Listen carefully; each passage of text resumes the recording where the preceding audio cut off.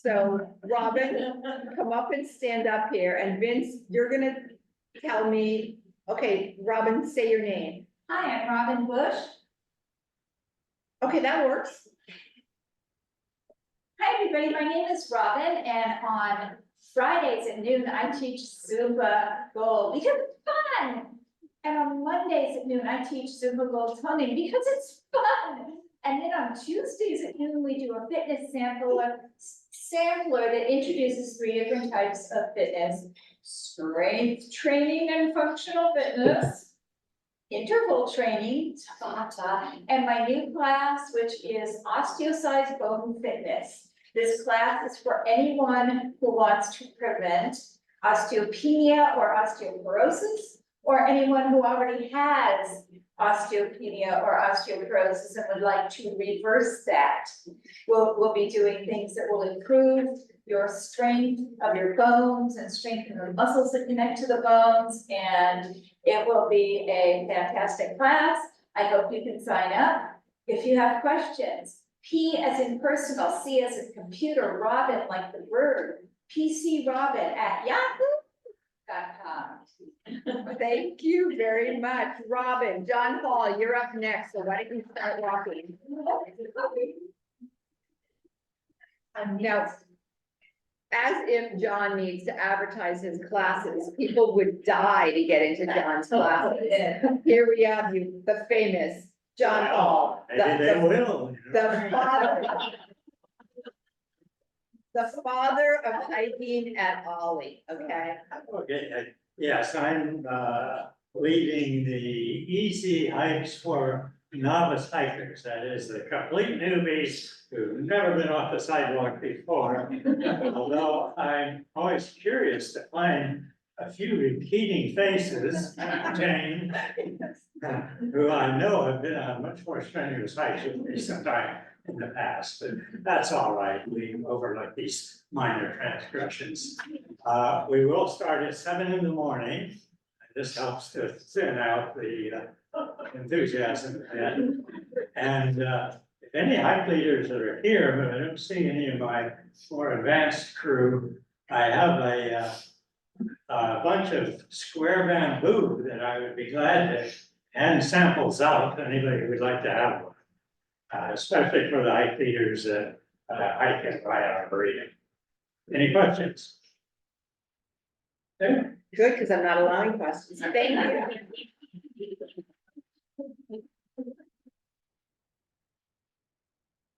Someone in the ether pointed out that people talking to each other in this room makes it hard on them, which is something that I realized when we did our other hybrid class. So theoretically, the applause also might be a problem. So it might be hard, but let's just try, okay? Okay, next up is Dave.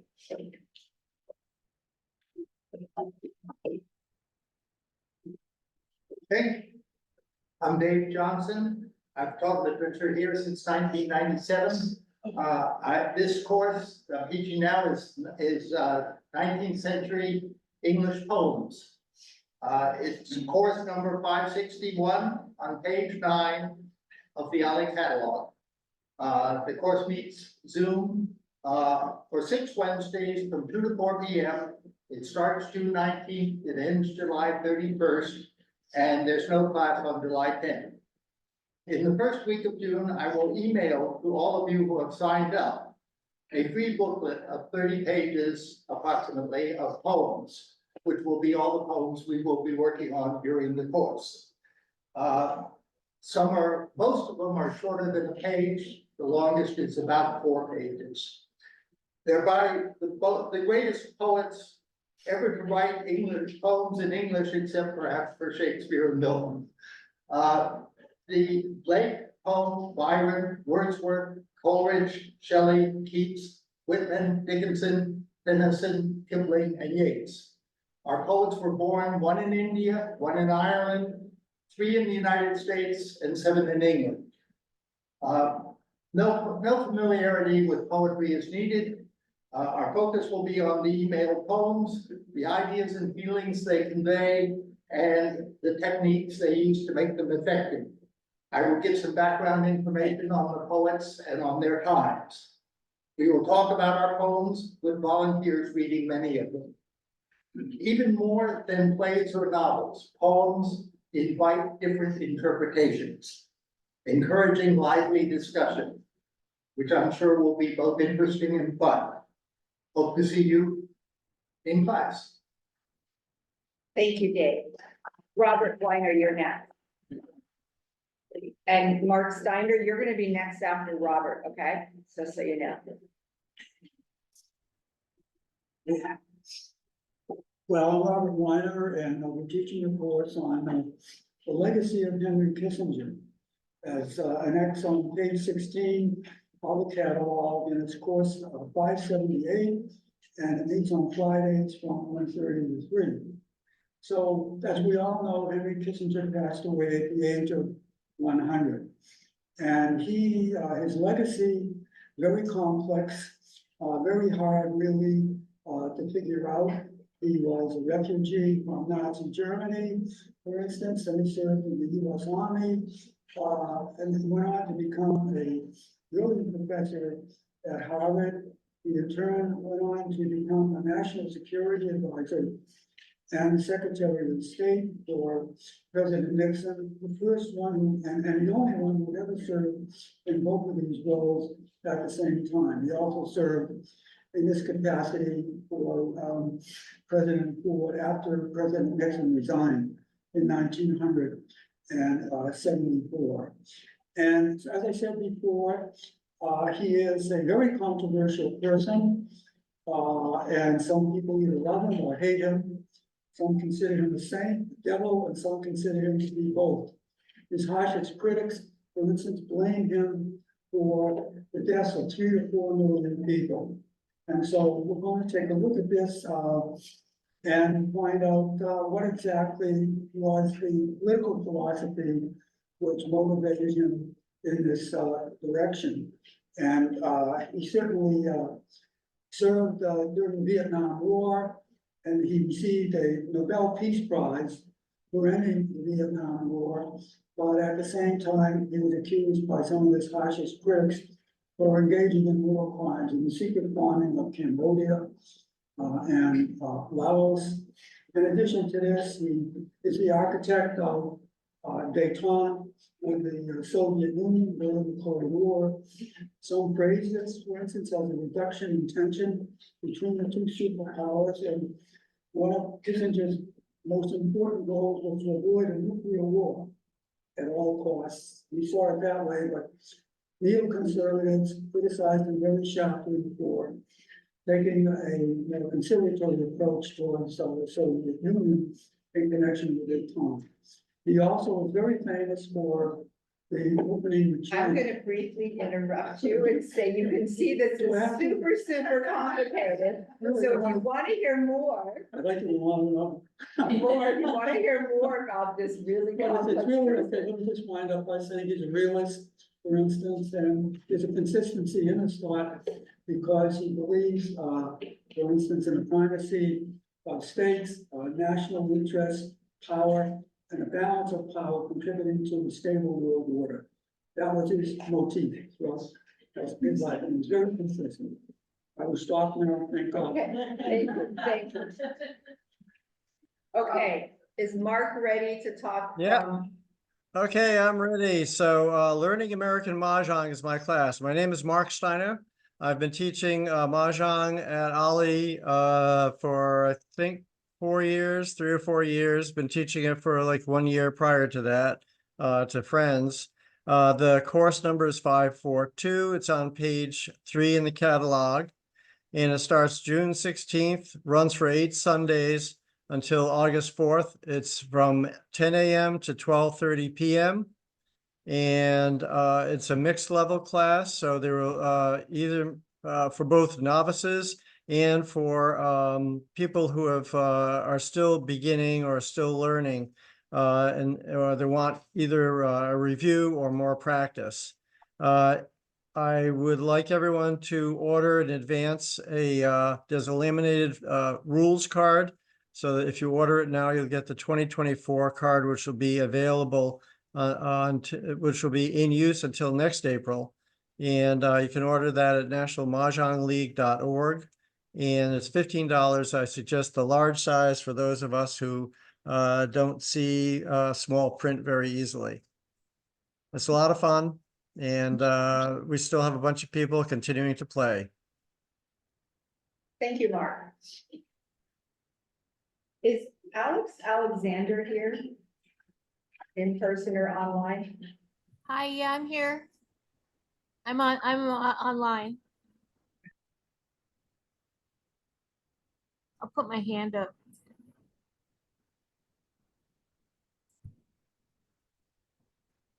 Okay, super. Great. Hi, please don't look at my hair. I've been gardening all morning. Okay, my class is Queen Victoria and Her Daughters. It's on page 6 of the catalog, number 553. It's on Tuesdays, starting on June 18th through July 16th. And the time is 4 o'clock till 5:30. And 1:58 p.m. my class is going to be covering Queen Victoria, starting with, to put her in context, probably the time when the Germans kind of took over the British throne, the Georges, and then how she ended up coming into being. But mostly it's going to be focusing on her daughters, who, as you might know, spread out all over Europe and had a huge influence on European politics in World War I, and also the introduction of hemophilia into the European bloodlines of royalty and how that affected events, which it certainly did affect some events. So we'll be focusing on some of the major biographers, and it's going to be more about personal lives rather than politics, but of course you can't leave politics out of it. So that will also be part of it. Okay, thank you. So is Atheline online anywhere?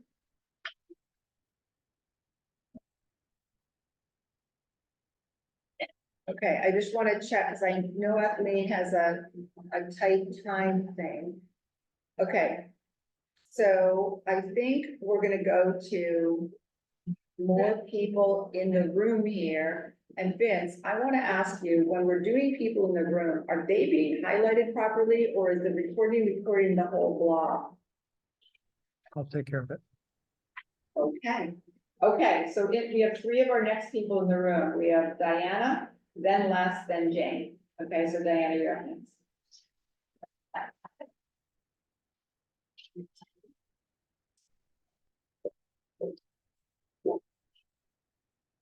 Hi, I'm Diana Duff, and I am once again teaching tropical gardening. And the class it's on page 4, and it's 8 Mondays this time, and starts on June 17th, goes to August 5th, starts at 2 o'clock and goes to 3:30, and it's on Zoom.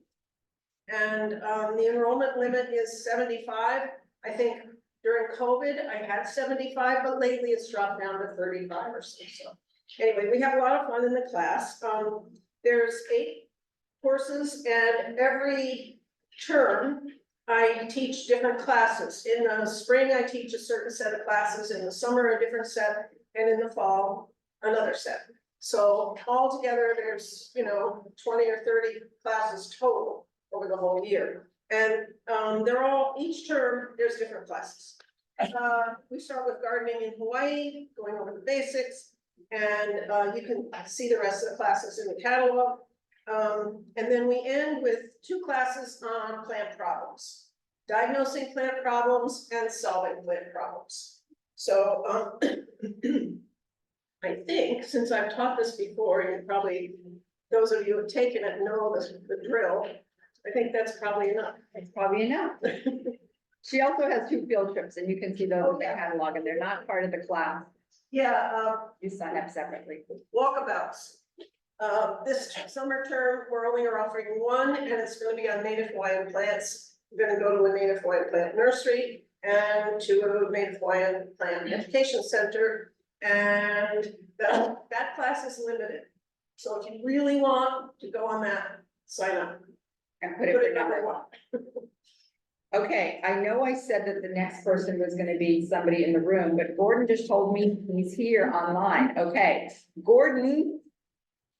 I'm looking for you, Gordon.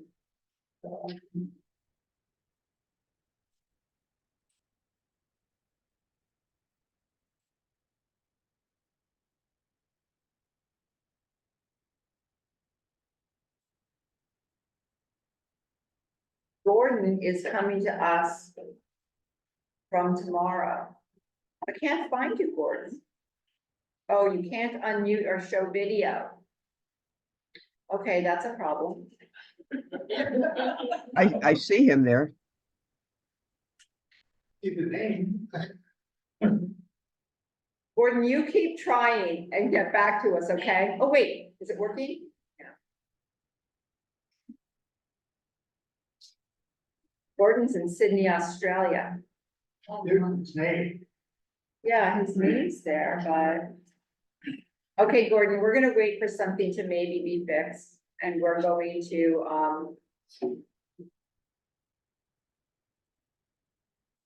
go to somebody else in the room here. Who did I say next year? Les? Here.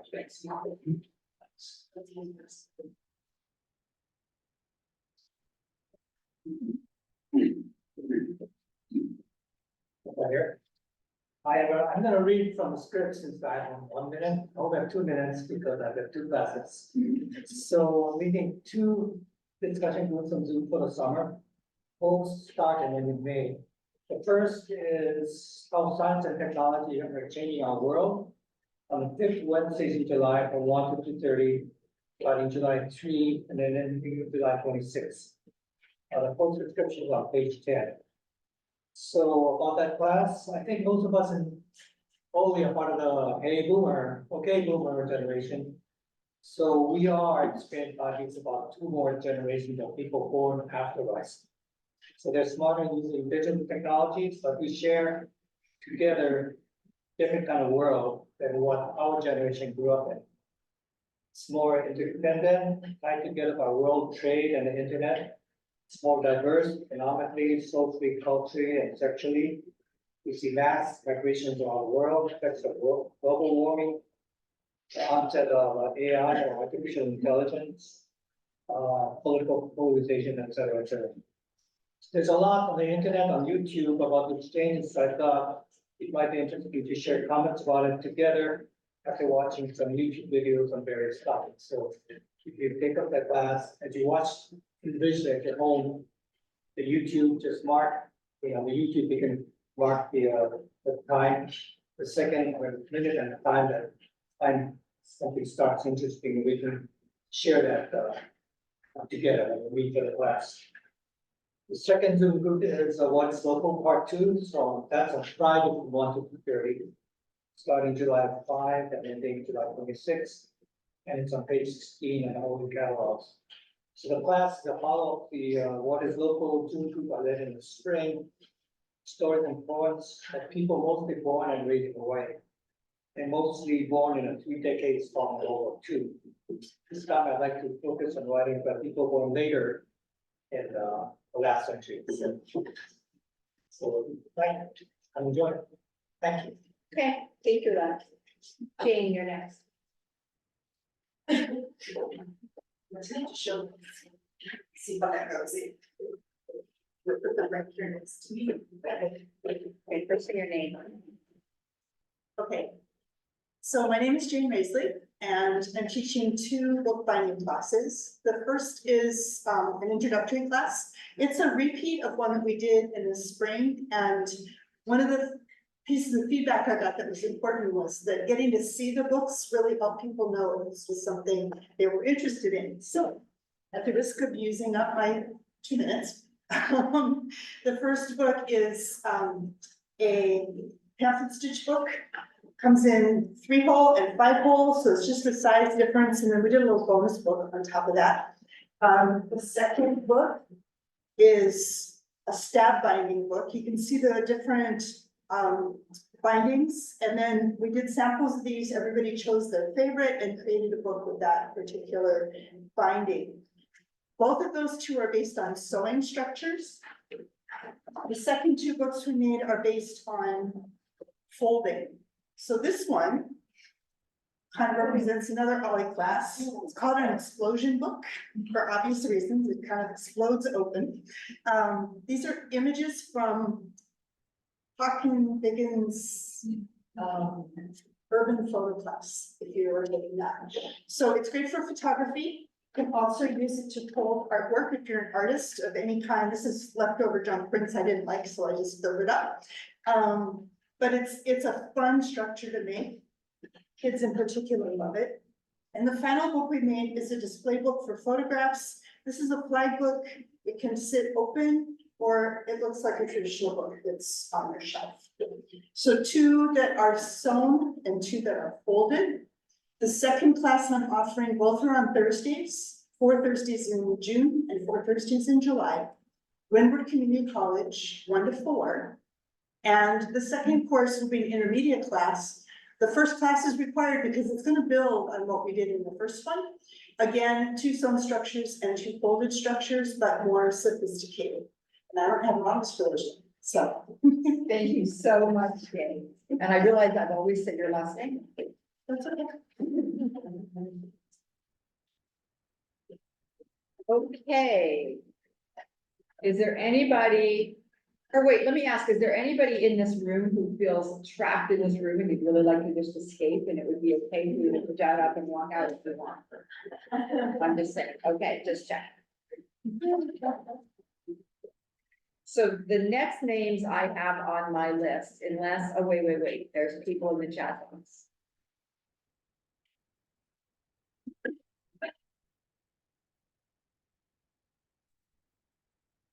Oh, and Gordon can't chat either. You know what, Gordon, maybe we'll have to have you record a 2-minute thing and we'll post it on the website. No, I can chat, and I've worked out, it was because I hadn't agreed to the recording, it wouldn't let me go any further.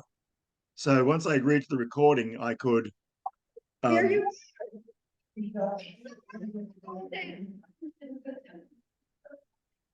Yeah. I could chat. Do you want me to? go ahead. Is Go someone ahead. next? Go ahead, yes. Okay, so I'm teaching 2 classes. One is an 8-week class. It's called, it's derived from 2 previous classes I've taught at OLLI at University of Hawaii, which was I did one on American opera and I did one on the American musical theater. And a question arose in that class, or both of those classes, about what's the difference between opera and musicals. So now I'm creating an 8-week course, which I've called, Is It Just the Singing? What Distinguishes Opera from Musicals? And so we'll go through looking chronologically at operas and musicals, and also, you know, musicals come from operetta, and so there's a precedent for it. But what is the dividing line, and can we get one? And is there much of a point in working out the difference between them? I think each week I will put up a list and ask people to decide which category some listening pieces would go into. But you know, is it the seriousness of the subject, or is it to do with the prominence of words, etc., etc.? So that's the sort of thing that we'll cover in the 8 weeks. So it's a bit of a survey, and maybe we will be able to refine an answer to that question. So that's the first course, and that goes from your Fridays, June the 7th to July the 26th, 2 to 4 p.m. So I have to remember that I'm on at 10 a.m. to 12 noon the next day, Saturday. And then the other one is a short 3-week course, and it's called, let me just go back to the page. It's called How I Learned to Stop Worrying and Love 12-Tone Music, because most people who hear 12-tone music for the first time think, what on earth, it's so ugly, it's horrible, and they can't get into it. And I think sometimes they never get into it, even though one of the exponents, Weber, once said that in the future, schoolboys and postmen will be whistling my tunes That hasn't happened. But is it as scary as people think? That's the reason I gave it a kind of Dr. Strangelove title. And I think if you listen to certain of those pieces that came out of that school that was based in Vienna in the early 20th century, you can get to a point of appreciating it and maybe, if not loving the whole of pieces, you can love moments and you can really appreciate it, and that it gives you some sort of comparison for music that's more familiar. It's also music that actually was used in film, and when you see it when you hear it in a film, you don't even necessarily notice it. So, you know, how scary is it really? And those are the two courses. That one's a 3-week course, and that will be going on Thursdays, July 25th to August the 8th, 2 to 4 p.m. again. So I hope that I will see people there. Thank you very much, Gordon. Good to be back. Good to be back in Zoom. Yes. Okay. I've only ever been there physically once. Okay, has Kathleen showed up yet?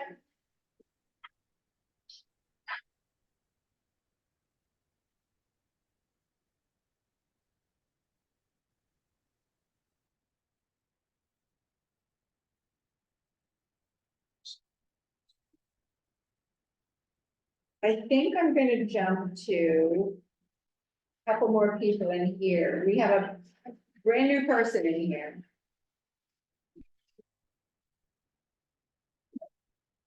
I'm gonna mispronounce your name, but does Neel, just say Neel? Yeah. Okay.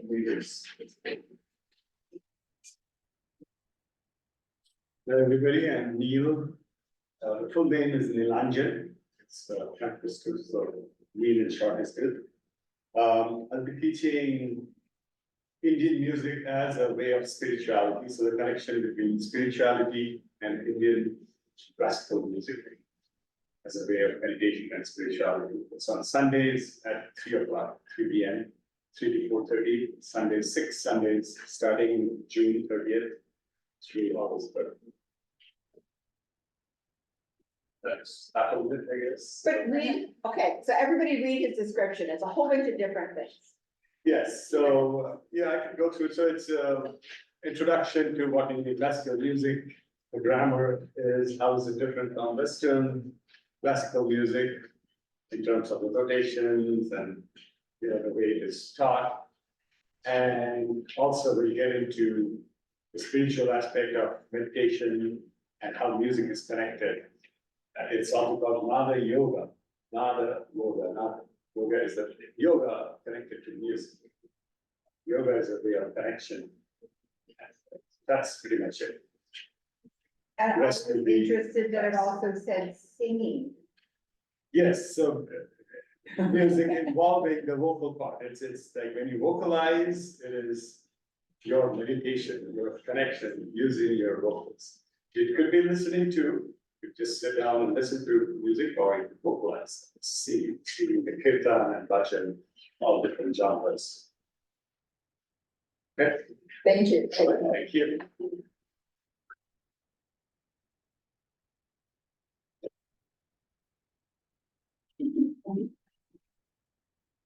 Jerelyn. Yes. If you're totally paying attention, audience out there in the ether, you've noticed that Jerelyn is not actually listed as an instructor, but she'll explain why she's talking about a class. My name is Jerelyn Watanabe. I'm here on behalf of my director. Her name is Dr. Mary Hattori, and she's the director of the Pacific Islands Development Program, which is one of the programs at the Stress Center. So the course that Dr. Mary will be teaching is called Caring Culture, Celebrate Micronesian Voices. And this is happening on Sunday, June 9th from 12 to 1 p.m. It is a sing-a-tin lecture style class, page 18 for the description, but it opens the door for 2 other events, which I will describe shortly. So the workshop we'll be doing is based on something that Dr. Mary has been delivering to teachers and counselors in the public school system here for about 10 years. based on their request to have better understanding of Micronesian families and students. So we thought this was an amazing opportunity to share the second event with you, which is the Celebrate Micronesia Festival. It's happening on Saturday, June 15th. So come to the workshop, learn all about it, and then come to the festival, which is at Bishop Museum, 9 to 3 p.m. We have two performance stages. We have a film screening, panel discussion, informal conversations with cultural groups, and the cultural groups we will have present are Marshall Islands. We have a leading group from Hawaii Island. We have Palau, Guam, the Northern Mariana Islands, Kiribati, and the 4 states of the Federated States of Micronesia, which are, Chuk, Koshrai, and Pohnpei. We'll have community partners there. We'll have food and drink. It's a really big celebration. It's called Celebrate Micronesian Festival. It is celebration and it is a festival. It is a really good time. So I hope even if you aren't able to come to the workshop, you are able to come to the festival. The second thing that this workshop opens up is we have a Indigenous Film Academy of Taiwan is holding an event immediately after our workshop. So we hope you will come to the workshop from 12 to 1, go get something to eat, look around, and then come back for the film festival at 2 p.m. And this is at Doors to Theater at what used to be called Academy of Arts for many years ago, which I think is Homa now. So this is free, and parking is free on Sundays as well. So we hope that you will be able to join us at the workshop, the film festival, and Celebrate Micronesian Festival the following week. So thank you. Okay, thank you. So Debbie White and Cynthia Perry are teaching one class together, and then Debbie's doing one separate thing. So how do you two want to do doing the class together description? Yeah, Debbie said I can kick it off. Okay. Can you? Okay. Yeah, okay. Let me find you. Can you see me? No, I see Rosemary. Hang on a second. Yeah, I see Rosemary too. I had Rosemary in a class. Yeah. So, hi, I'm Cynthia Perry, and Debbie is my co-teacher. Debbie's in Utah, and I'm in Denver, and I've taught at OLLI before. I taught a bionics class. This time we're revisiting what I did for a profession, actually, which was marketing analytics, data collection, all the information that companies online collect about you and how it's used. And then Debbie talks about how to protect yourself because that's her passion and forte. And I really am passionate about the data itself. So we're a great team. We got hooked up by Utah together, and we come at it from different directions where I am all about how the data is used and what you get in exchange for the data. And she's all about how to protect yourself from those people who are trying to get your data. And we kind of meet in the middle with the message being, and I'm telling my mother-in-law this right now too, if it's easy, then it's not cheap or free, right? So when you're getting all this stuff for free, they want your data in return. And it's more difficult for you if you don't give them your data, but you have that control if you want it. And then you're going to be paying more for services too. So that's that. It is, let's see, on Tuesdays from 9 to 10:30 for 6 weeks from June 25th to July 30th. It's called Managing Your Digital Footprint, Current Issues in Online Data Collection and Protection. And it's on page 6 of the catalog. Thank Debbie, you. Yeah, I was going to say a lot of the things that I will talk about are some really good concrete things that people can do to protect themselves, whether it's directly online or indirectly online. And we go for trying to have a balance because everybody has their different, you want to be protected, but then the convenience or the convenience versus protection and so on. And there's a lot of stuff in the middle. So looking forward to having you guys in class.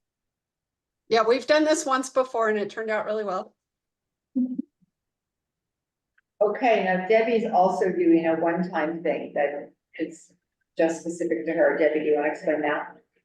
Yes, certainly. Thank you. My class will be a 1-day, 3-hour class from 9 a.m. to noon on Wednesday, June 26th. And we're going to basically go over how to take your slides, photographs, negatives, and digitize them so that you can do something with them, so that you have boxes and boxes of those kinds of things sitting around and you can archive them. We'll talk about some other fun things that you can do with them. We'll also talk about how to take care of your older records and reel-to-reel and all those kinds of non-digital media of our memories. So then how do we digitize those? And I give you all kinds of tips and tricks for that. And if you don't want to end up doing it yourself, the neat thing about this class is that I also tell you what to look for in finding a vendor as well. But at least then you have the basis, because I initially got kind of, it came around the hard way. It cost me a lot of money to teach myself what I did. And I want you to not have the same horrible experiences I did, so that it'll be easier for you one way or the other. So thank you. Thank you. I see that Rosemary has her hand up. So Rosemary, does that mean you want to go next? Yes, please. Vince suggested that those of us online who hadn't gone yet put their hand up. So I am Rosemary Kyte, and I am speaking. I'm representing course 596, which is the Rainbow Kupuna Special Interest Group for OLLI members who are also members of sexual orientation or gender identity minorities. And we meet every Monday evening from 4 p.m. to 5:30 on Zoom.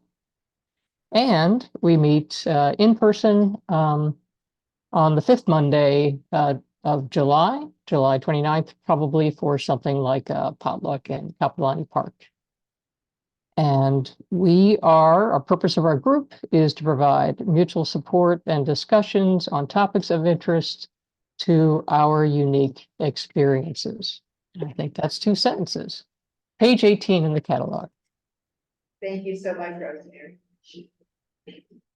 Okay, we're actually doing really well. I had no idea what time it is, but I feel like we're doing well. 2:25, excellent. Okay, so here's who we have left. And Esther's raised her hand. My understanding, okay, still haven't noticed that meeting, but we have Esther. We have Jim, Hesse. I don't know if Lloyd is here or, yeah, I see, I'm just checking where people are. Okay, I know we have Jim in the room, but do we have anybody else in the room who's an instructor who hasn't talked yet? Okay, so we have Jim in the room. Okay, we're gonna have Jim do in person, and then after Jim, we're gonna do Esther, and then we're gonna see who else we're missing. Oh, Lord, is everybody ready for Judy Dench? 96 years old and still doing movies. I can't believe that woman.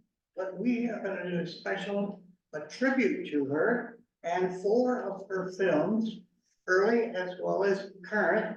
And we start off with Ladies in Lavender. Well, I'm not gonna announce those guys. And Midsummer Night's Dream, another Shakespeare for her, as well as, let's see what that says.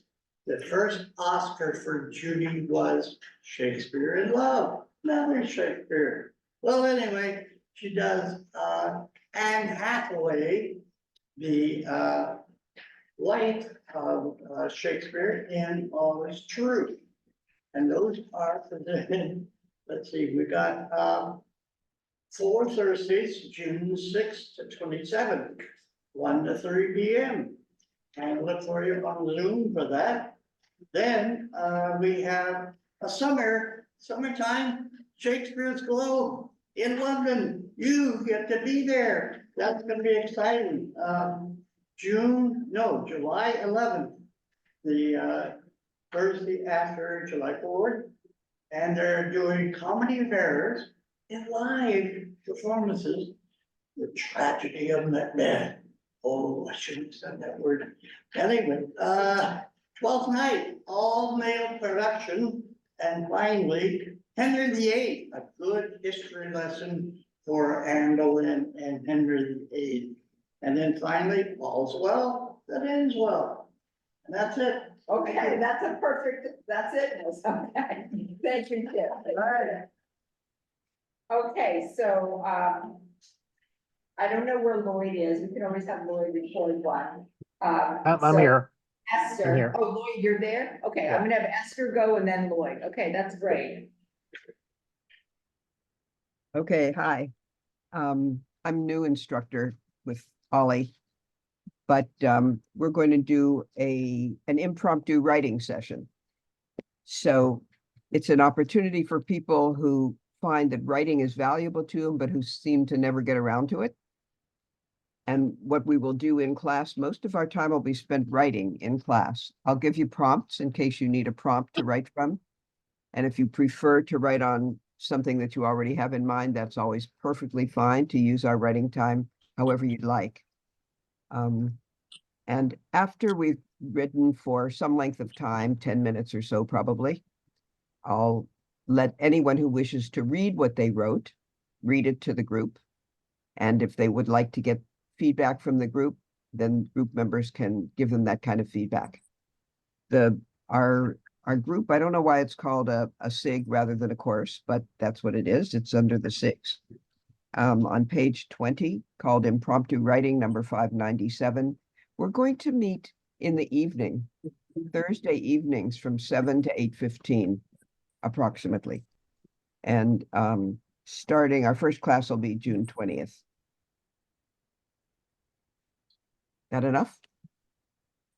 And you can read more in the catalog. Yep. Or you can ask me, okay? Okay, so I love that we're having new things. And the SIG stands for Shared Interest Group, and it just means, oh, okay, let's just go to Lloyd now. Thank you, Esther. Okay, hi there. I'm Lloyd Lim, and I'm teaching a film watching course. First, I'll just start to say that I really like this open house and the split screen that we're having here, because I think in the last 50 years, I think I've seen maybe 4 films using split screen. It's sort of a lost art. But I'm doing a course called Genre Pioneers, which goes back. We're going to do 6 films, and 5 of the 6 are in black and white. So we're going back pretty far in time to some of the films that started or were early on pioneering genres that we're very familiar with today. The class is going to be on Tuesday nights at 6 p.m. starting on June 18th. And it's on the catalog at page number 6, course number 554. And in the catalog, I list the 6 films, and you'll see there's quite a variety there. And that's all I have. That's all you have. Well, thank you. So unless there's some other instructor there who I haven't heard of, I mean, there's a couple people who haven't come, but that always happens. I think we've done all of our instructors that said they wanted to and are here. And I'm trying to find my agenda again.